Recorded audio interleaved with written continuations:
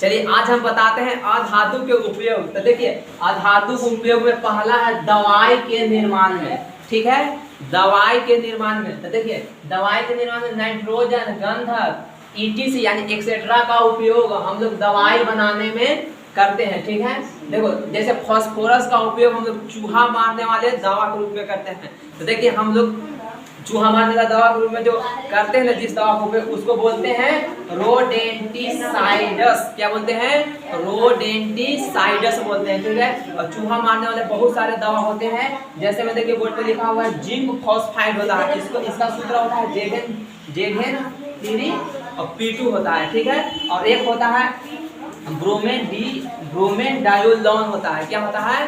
ब्रोमोडायोलोन होता है। और तीसरा होता है वारफेरिन होता है, एक होता है एल्युमिनियम फॉस्फाइड। हम लोग ज्यादा गांव देहात में पता का यूज करा हुआ, ये वाला यूज करा हुआ है, जिंक फॉस्फाइड यूज करते हैं, ठीक है। अब ये करते हैं एल्युमिनियम फॉस्फाइड, ठीक है।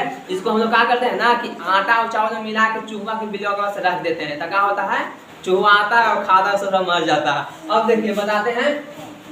अब अगला पॉइंट क्या है? अगला पॉइंट है कि गंधक यानी सल्फर।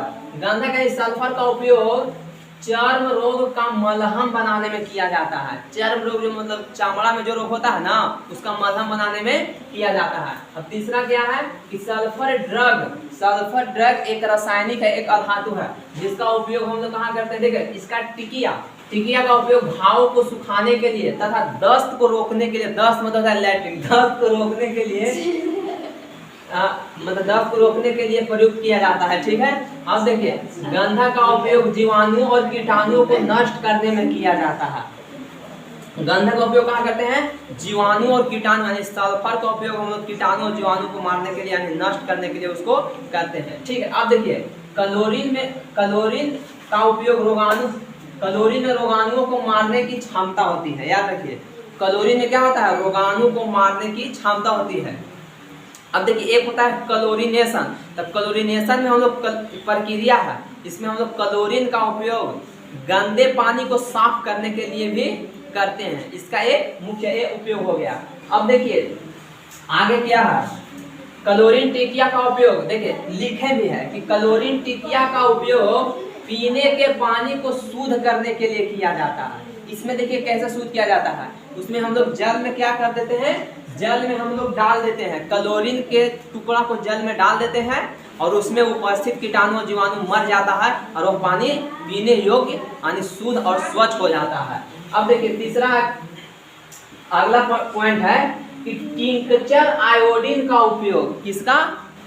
टिंक्चर आयोडीन का उपयोग कटे स्थानों वाले घाव को साफ करने वाली दवा के रूप में किया जाता है। टिंक्चर आयोडीन एक प्रकार का रसायन है जिसका उपयोग हम लोग कभी हमारे पैर हाथ कट जाता है ना, तो उसमें घाव को भरने वाले दवा के रूप में हम लोग उपयोग करते हैं।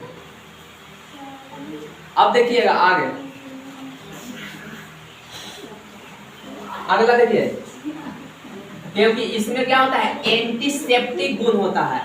इसमें क्या होता है? एंटीसेप्टिक मतलब उसमें क्या होता है? घाव भरने की क्षमता यानी प्रवृत्ति होती है।